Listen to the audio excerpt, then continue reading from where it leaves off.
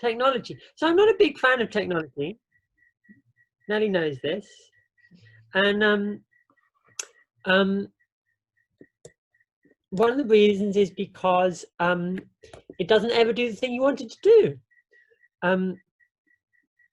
Funnily enough, it only ever does the thing that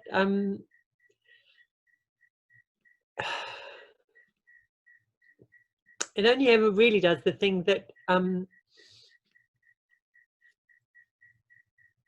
it wants, or its designers want it to do.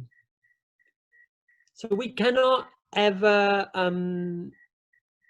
the tools that we have that work, like a teapot or tea, the idea of brewing tea, are things that have emerged from hundreds of years, always hundreds of years. The book, oh, actually it is sitting on a book. Oh no, it's sitting on a tray. But like crafting wood, crafting china. China is technology, not the country. But ceramics is an astonishing piece of technology. The idea of the pen is an astonishing piece of technology. The idea of language, which is a very abstract thing, as we know, we make these funny sounds. So the idea that you would then take these funny sounds, I mean, imagine having to do this. Imagine having to take all of the very funny sounds that the people around you make and create a system of shapes, which meant that people could completely identify not just which sound they were making. I wonder whether it works if I do the things. You got like there's live caption at the moment, which I'm terribly excited about. But that idea that at some point in our development, some point in our civilization, some point in our kind of like growth, we have these moments of change. It's like we call them change states. And they happen over such long, I mean, they do tend to take an extremely long time, but they have to start. We look at things like women's rights, which is probably in one form or another really only 100, maybe 200 years old, or civil rights for like a post slavery, which was only abolished really at the end of the 19th century by the British and then enforced. So it's at the end of the 18th century and then enforced. These are very new things. Until that point, Black people and women, and I think it's very important with women, were possessions. They are objects that are owned in exactly the same way as you own your phone, or you own your shoes, or you own your bag, or you have a particularly nice jacket that I'm rather disappointed that Nelly hasn't looked at, which I own. And if someone were to take away my jacket, I would feel that this was something profound in my sense of right, something that was my right, that I could own that. So in order to reach a point where I would say communist Russia is a very interesting thing, where it's like, oh, no, this is not my jacket, this is everyone's jacket.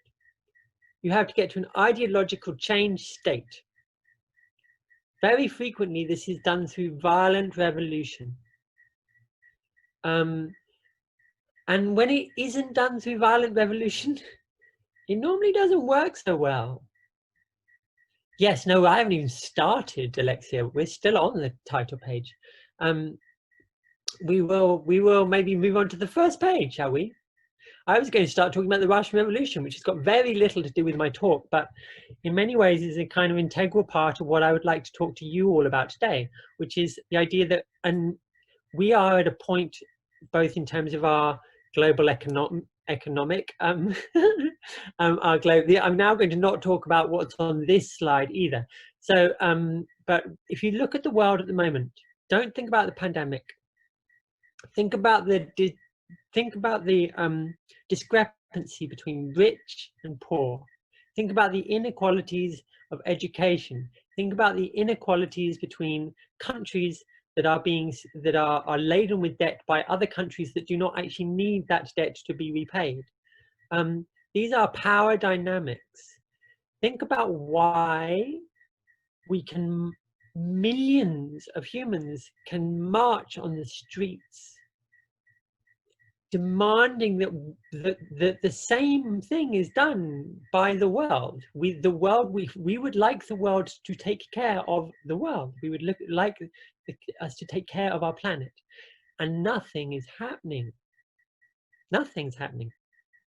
Straws are getting banned. People are making nice things. Nothing is happening. We have not actually reached a change state. You look at the role of women. You look at like how slowly in so many cultures that ideas, because these are nothing more than ideas. We're going to talk about what happens. All of my work basically is about what happens when you take the idea and you go, fuck the idea. And we're going to rip it up and just see what happens. Not that it's a good thing to fuck the idea, because sometimes it turns out that the idea was a really good idea. And then sometimes it turns out that actually we have better tools. We have better ways to do this. And then you have to understand why those ideas remain. So it seems a bit strange to start talking about the Russian Revolution, women's rights, the environment. I think that it's a very peculiar thing that I'm giving this talk to you all in wherever you are. Like, I'm so sorry that I'm giving it to you wherever you are over the internet, but at least I am. We have a pandemic. And in that very, very short period of 2 months, change has happened in how people behave. A change state. A really very, very, very interesting change state. It's a bit like when something is melted, or when something suddenly comes to the boil, or I don't know, like at some point DNA was created out of amino acids at the bottom of the ocean. I don't know how much people are into their evolutionary kind of like science, but like that's crazy that happened. That should not have happened. We shouldn't exist. But it did happen, and it was a change state. So it's very interesting to me when you see the entire population of the planet change their behavior on a dime in a 2-month period. That's the only thing you need to worry about or think about with regard to this pandemic, that when we can boil the water enough, anything can be changed. Okay, how long have I got? Have I finished? I can see Nelly. I've got a big version of Nelly, so if I keep looking over here, it's basically because I can see Nelly. But fortunately, I can't hear her. So what I do is I give talks. I run a small part of Google's Creative Lab. I have been there for a very long time. So I'm basically like an old granny that gets wheeled out, and people pay her respect and homage. She's an elder, and then they completely ignore her. And this is my kind of feel like I should let my hair grow out and make it white, because that's what happens. We are doing projects right now, which Nelly was talking about earlier, which we did 10 years ago, using live streaming, using theater, using sort of all of these ideas of how you can do creativity online, how you can take the core of culture, whatever your culture is, the ideas of your culture. There are aspects of it which can never be compressed. This is a latency problem. There are certain aspects of culture, like there are certain aspects of a book that can never be compressed. I feel ashamed that I don't have a book within reach. But then there are other aspects, things like music, where we have seen that actually most aspects of the musical experience can be compressed. So we're very interested in these things, and we play around with these things. We write little books. And then I'm very gay, so I do a lot of stuff talking, and I'm trans, and I'm bisexual. So we do a lot of, oh yeah, I've got to remember not to say this. I'm giving a talk in China, like on Sunday, and they were like, could you possibly not say that part? So I hope that's okay with everybody, but I am. And I'm very comfortable being trans. I think it's very important that the world sees that there are trans people who have jobs that really don't relate to the fact that they have to be transgender. You'll see this top corner up here. That's me giving a talk in 2015 at Sydney Opera House, and obviously I look a little bit more like a boy. Over the last 10 years, we have worked with all sorts of different sizes of organization, from sort of, well, actually, and it has emerged in a very ad hoc way. I know that you will want, the question that everyone actually always wants to ask is like, yes, but how do you get that job? And the answer is that I did not get this job. In fact, I don't even have a job anymore. I'm very uncertain what my job is, which is a good thing to do. Thank you, Ali. So when I took the job on, I went in to do 2 weeks work as a PowerPoint designer, doing PowerPoints for a sales team. And I did not want to work for Google. This was in 2006. They were already, as far as I was concerned, very large American multinational. It is not, I worked for charities. I didn't want to do this work, but they were doing very interesting things already back then. And then they began to do more interesting things. They bought YouTube, which they weren't expecting. So suddenly we had to make some films. And I wanted to do, we ended up doing things like a YouTube Symphony Orchestra. We did a project with the Guggenheim. We did a project with NASA. Then we made Chrome, and suddenly we had to show why Chrome was better than Internet Explorer. And there are these commercial imperatives. And in every single one, there was a thing they wanted you to do. Here is the story that we would like you to tell. We want you to get from here to here. And that's actually not really how creativity works, because that's just like someone saying, can you get from here to here? This is not a very creative, how you get there might be creative, but a creative position is like, this is where we are, here are all the places that we can go. And then you follow that process. I think like when I try and talk to design schools, they call it critical design, but I'm not sure they know what that means anymore. When I have very often, I mean, it's basically an artistic practice because that's my background, but that doesn't sit very well with the designers and the developers who you're working with. The main point is that we work in a way which sometimes does not come across very clearly as being coherent and obvious. This is my favorite set of comments. I don't know how to scroll down very far. This is just like, this is what people think of me when I give my talks. So I'm very fond of that. These are amazing. Because are they? That's the best. I didn't even have to Photoshop it. That's just literally the first 4 comments. And then someone, I was showing this, and then someone tweeted it about what I was saying, which is that I know that my work, the way in which we present our information is not clear. And that is actually because art is an interpretable form. Design, literature, dance, these are knowledge systems. We can reduce them as much as we like, from being knowledge systems to being, I don't know, some people think they are just pretty, but they are not just pretty. They are how humans have collected and expressed their culture for thousands of years, before religion, before science, before other ways of organizing information. We used interpretable forms like dance, ritual, cosmology. The idea of algebra did not come out of nothing. This is not an invention. So I love this tweet because basically this is someone talking about the fact that the point of all of these talks is that it doesn't matter that we don't know where we're going. I never know what I'm doing. All I know is what someone has asked me to do. And if I can do the thing that they've asked me to do, that, in my opinion, gives me at least 20 to 30% time to go and do the other thing that they didn't ask me to do. So I always try and do the thing they ask you to do, because otherwise people get upset. And then do the thing that they didn't ask you to do, because the thing they want is the thing they didn't ask you to do, because that is not how their head works. That is not what they do. Look at this look at anything interesting that happens in the world, and it comes from a place where people know things, and they even things they know they don't know. This is a very, very famous warmonger from America called Donald Rumsfeld. He was in the Bush administration. He's basically responsible for the first Iraq War.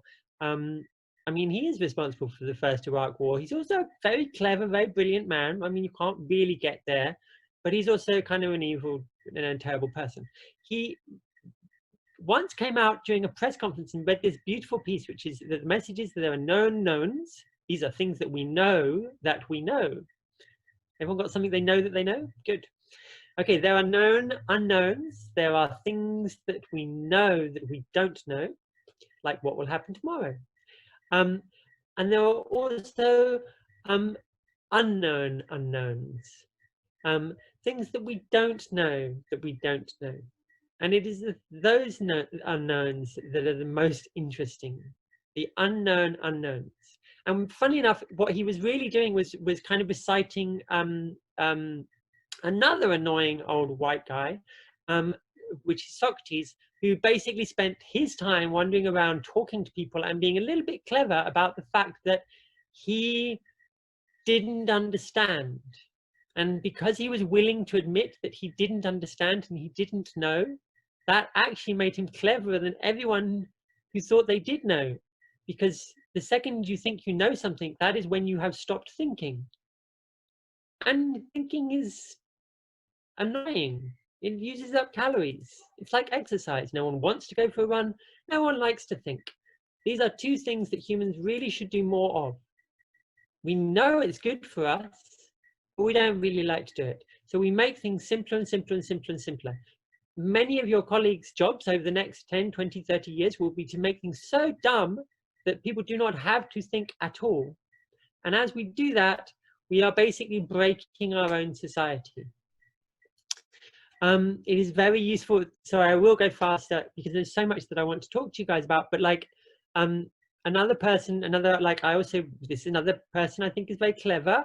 Albert Einstein, you know, he's a clever person. He said, God does not play dice with the universe. And he said it when he was talking about the birth of his idea. It's his idea. Like, so quantum theory is something that comes out of the general theory of relativity or the special theory of relativity. And he was talking to Schrödinger, I think, about Bohr and all of these other scientists who are saying, well, if that's right, that means that at this very, very small level, things can be in lots of different places at the same time. And Einstein literally devoted, just like Newton spent most of his life trying to turn lead into gold, Einstein spent an enormous amount of time trying to prove that he was wrong. When weirdly he wasn't. The most wonderful things, it's like the universal constant, which is his basic way of going, oh, let's just put a thing in. That's another thing that you probably don't need to worry about if you're going to be a designer. There are moments where the greatest minds in human history don't know whether they're right or wrong. So why on earth does anyone think that Donald Trump knows what's going on? Why does anyone think that they should know what is going on or what is going to happen tomorrow or what is right or what is wrong? We have spent, so again, like, I mean, I do appreciate that actually a lot of these slides involve old white men, and that's a problem. I have another one, which is a very famous poet called Goethe, who will hope to come up there. This is a quote by Goethe, and I love this quote, great quote. He's a poet. Everyone should be, well, don't go reading the Sorrows of Young Goethe. It's very sad and doesn't end well. But doubt grows with knowledge. This is a wonderful thought. Like, the more you know, and you hear this in science again and again and again. You hear it you should hear it in everything. You should hear it in the clerics when they talk about their understanding of religion. You should hear it in an artist when they talk about their understanding of their materials and their medium. Well, you should hear it in a doctor when they talk about what they know about their conditions, which is that the more you know, the more you know that you do not know. Interestingly, if you actually look up that quote, on the internet, you'll find that it's been changed slightly. So, internet, if you look up famous quotes by Goethe, that quote is, "Doubt can only be removed by action," which means something very different, right? It means the only way to be certain is to do it. Take action. Start your day, buy the car, I don't know, have a McDonald's, like wear some fancy jackets. This is a human fallibility. He never said this. This is not a Goethe quote. This is what humans do because they are so uncomfortable with that idea that they do not need to know, and the more they understand, the less they know. That they have unconsciously given themselves a way to say, "Oh no, we can fix that doubt. We can fix that doubt by running every morning or doing yoga." Meditation, apparently meditation. I have issues with meditation. This idea that through action, doubt can be removed is nonsense. Through action, you will learn things. By learning things, you will discover things you do not know. Doubt can only be multiplied by action. And that's good, because without understanding that we live in this free-form state, we can never make anything interesting at all. Like, I'm sure I'm probably already out of time, but like, I kind of want to say that to you, that there is no point trying to do the thing you are being told to do, because that is being told to you by someone who doesn't know what they are telling you to do. But you do still have to do it because they're probably giving you money. So you take the money and then you give them the thing that they didn't know they wanted. Like, there's a little, I'm not sure whether the sound is going to play very well, but we can play the piano with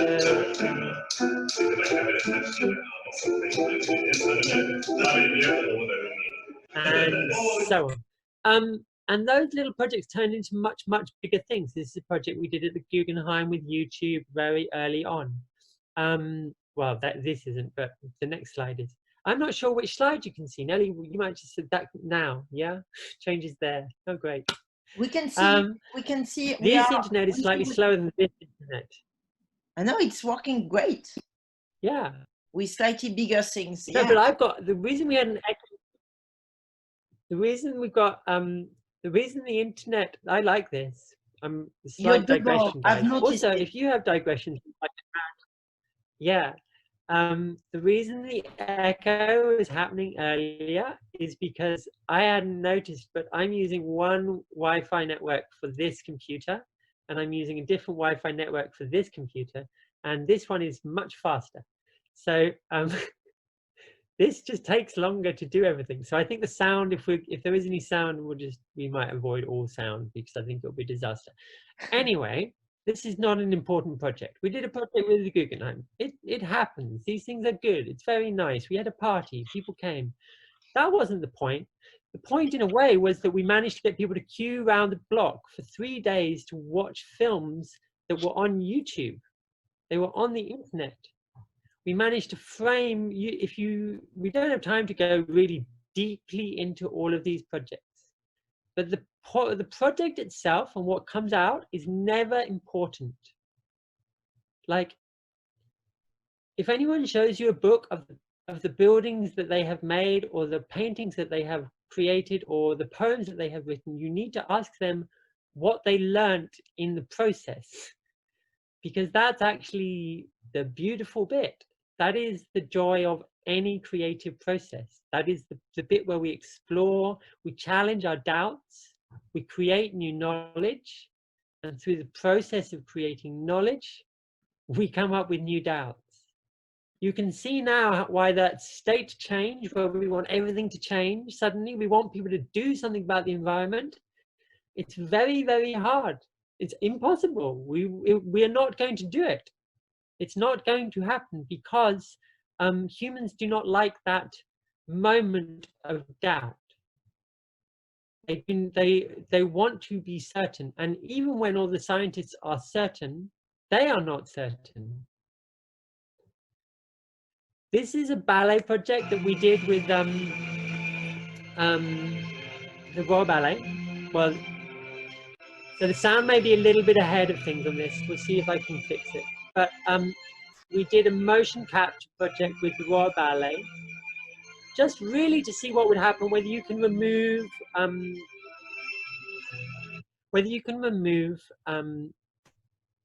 the art form from the structures.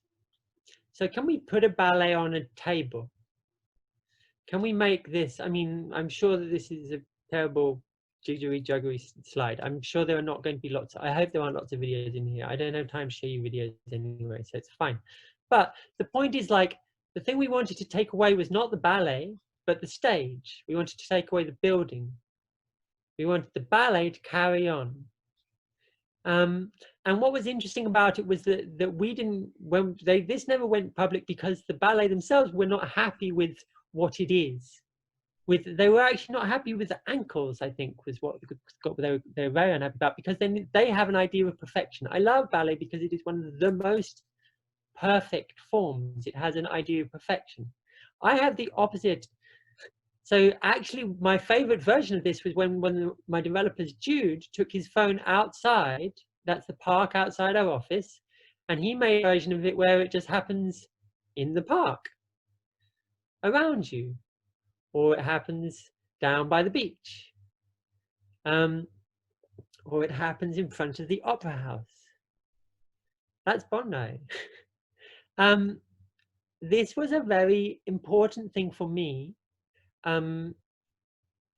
because the project was kind of a disaster. Like, it didn't work. We learned so many things through this. I can give you so many examples of projects which did not work. And those projects are projects which we are still working on because we learned so many things that we did not know just from that process of exploring and pushing and engaging our doubts, rather than obsessing about making the thing that did work and would definitely work.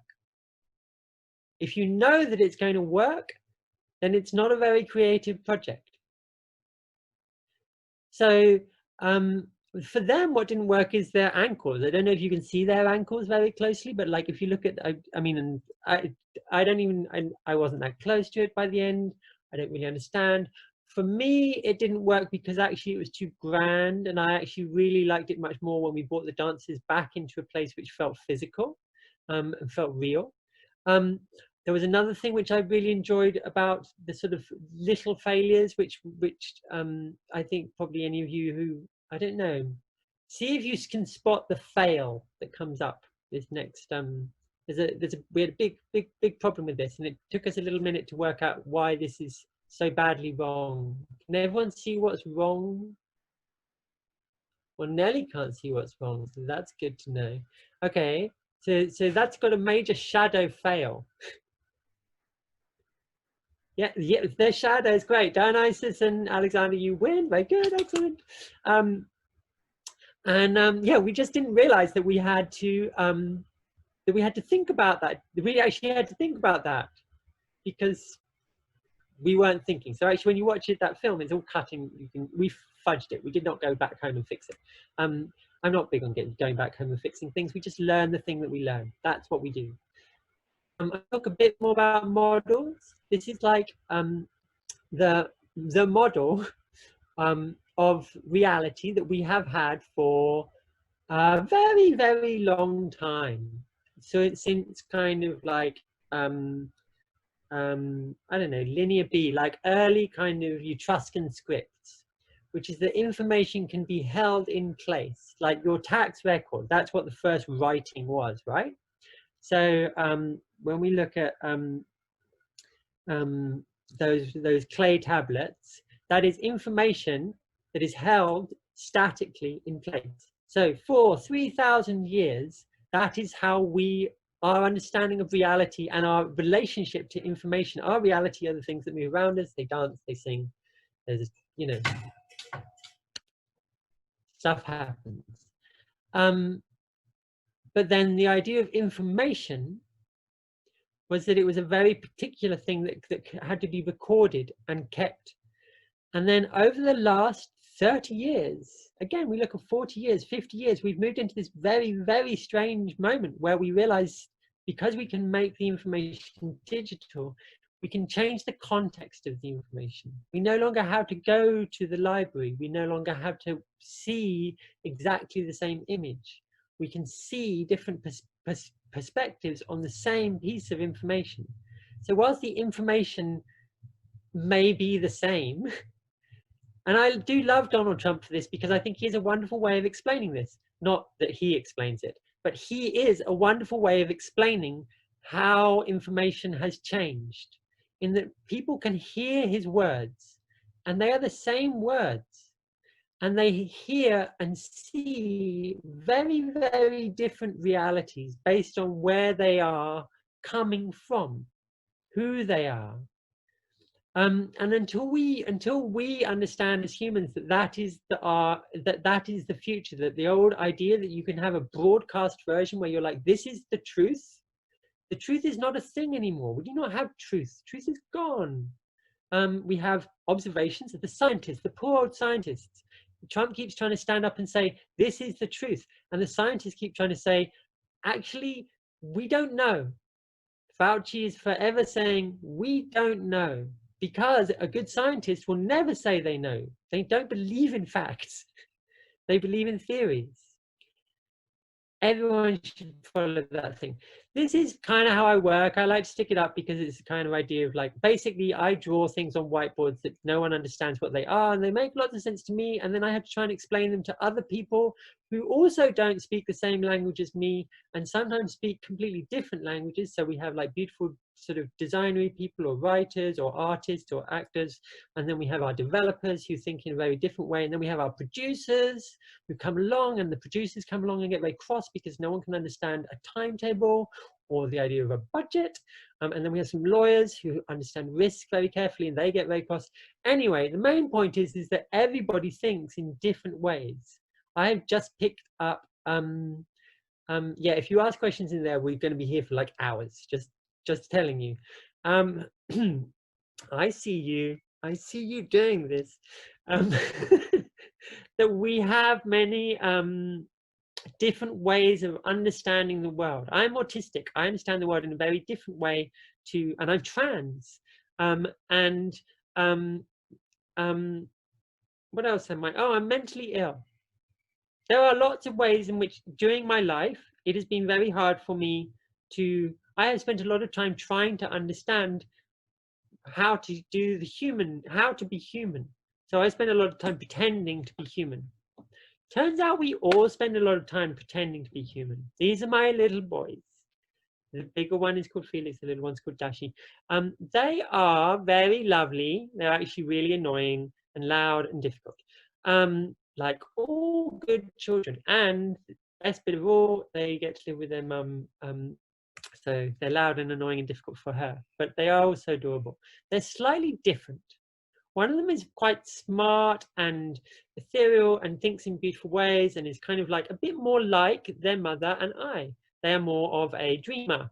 The other is very, very practical, very active learning, wants to build things all the time, can't keep more than 3 things in his head at any one stage, basically will run up and laps around the house constantly for no known reason.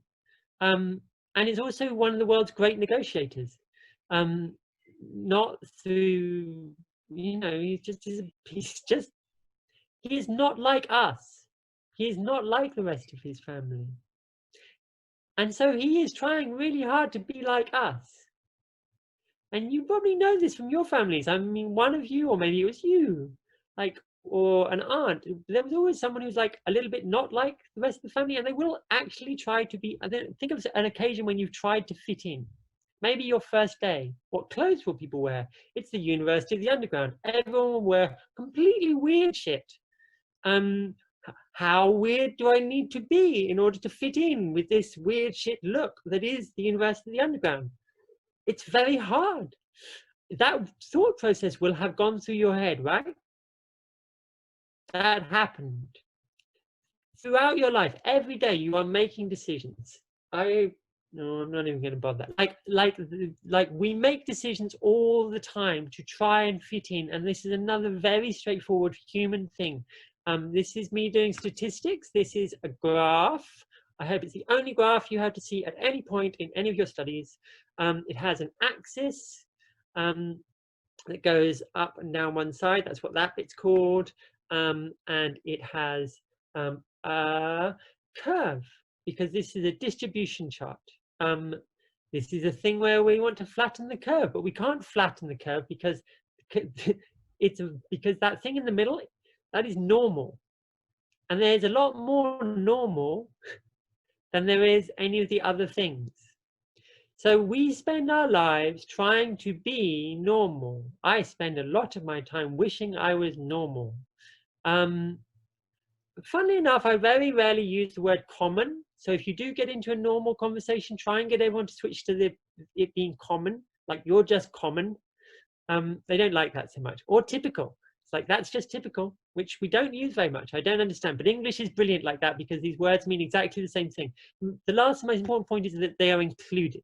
This is about how we get to a point of excluding others. If you are less typical, if you are uncommon, if you are abnormal, these are how like this is a curve that you can actually use again and again, and it actually turns up in artificial intelligence, it turns up in inclusion, it turns up in history, it turns up in anything, because actually we're all very unusual. We all have things which sit outside of that normal curve, and yet we will fight and fight and fight as individual humans to be normal, even though there is no, like, the only person who is normal would be so abnormal that they would be really weird. And for me, this is a very important thing in everything that you are studying, because sometimes you don't realize how abnormal you are. Yeah, we are all, thank you, lad. We are all very unusual. Like, I did not realize how unusual I was until quite late, partly because my brain, because I grew up in the 70s in the UK, and it wasn't okay to be trans. It was very dangerous to be trans. And then I went to school during a period where the government decided that you were not allowed to talk about, the teachers were it was illegal for them to talk about gay rights or lesbians, or like the idea, I never even heard the word transgender. So all of these things were denied to me by the fact that what was normal at the time was also causing me to have to break my brain in order to not die. It's easier to break your brain when it's autistic anyway, I think. I like showing this one because I look great in both those pictures, but it's very, very untrue, right? That's a fake truth. That's fake news. That is not what happened. I did not go from being this picture, which I don't think I ever looked like, to this picture, which I don't think I ever looked like. This is more like the Netflix version, where it's like we've got 6 parts, but still, it's a very limited data set. And we go through from when I started at Google, and look, I wore a shirt, which is very cute, and I was a little boy, and then I changed my name. Oh, look, there's a bit in the middle where I ate all the food and I got kind of a bit chubby. That is a narrative. Nelly, don't you dare be screenshotting. That is a narrative. That is my journey. Too and late. we all go on these journeys. You will all go on these journeys. But I personally hope that none of you have to go on a journey like that one, because it is not a pleasant journey. But we will all go on journeys of transformation, of transition, as we move from one place to another. And it will normally be because we are abnormal and we do not fit.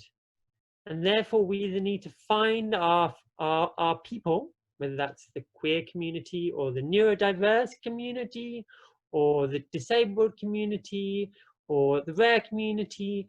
These are all groups that I work with and I'm very proud of. I find it very interesting that, like, actually sometimes it's those people, that sense of difference, that gives people the most direction. It seems to me that if Greta was not autistic, she would have given up. She would have been talked out of it. It is simply because of her difference that she is who she is. And there are lots and lots of young leaders, but it's fascinating watching the brain when society might think the brain is broken. Actually, this is sometimes the most powerful parts of in a change state. When we want to evolve, looking for the parts of the society that don't work or that are old. And this is one of my favorite psychologists. She's called Alison Gopnik, and she works with people who look very broken as well, mainly 3-year-old children, because they are, I don't know if any of you know many 3-year-old children or have 3-year-old children, but they are very hard work. Oh, we don't need that slide, we did that one. I want to talk about brains. Yes, thank you. So this is a brain. I'm sure you all know your brain. That's the limbic system, those are the cortical structures. We've got olfactory, and I never get time to do this. I'm going to do it for you guys. There's the hypothalamus, which is very important. The hippocampus, which is actually incredibly important. It's curious to me, the visual cortex is all the way at the back of the brain, whereas the olfactory cortex and other cortical structures are in the middle. Lots of very interesting things about how we understand reality based on the shape of your brain. More importantly, what your brain does that computers are not very good at. One is spatial awareness. Like, we can use cameras to do spatial awareness. We can use lots of cameras to do spatial awareness. We can't do what a human does, which is to basically maintain an extraordinary model. That's all right. We're going to film that. Is that, sorry, who was that? Is that you, Nelly? Someone's writing to me, but it goes before I see it. Some tiny little letters at the bottom, but it's cute. I like the way it works. Yes, I was going we have to say, syntactic ability, which is what we're talking about, that idea of creating language, creating words. We have negative and positive capability. We can imagine and we can dream. We have the cognitive biases and filters that allow us to hear 1,000 sounds at any given moment and somehow make sense of the ones that are coming out of your mother's, well, no, never your mother's mouth, your lover's mouth. Actually, no, never your lover's mouth. The policeman's mouth. We can make sense out of things in the most peculiar ways.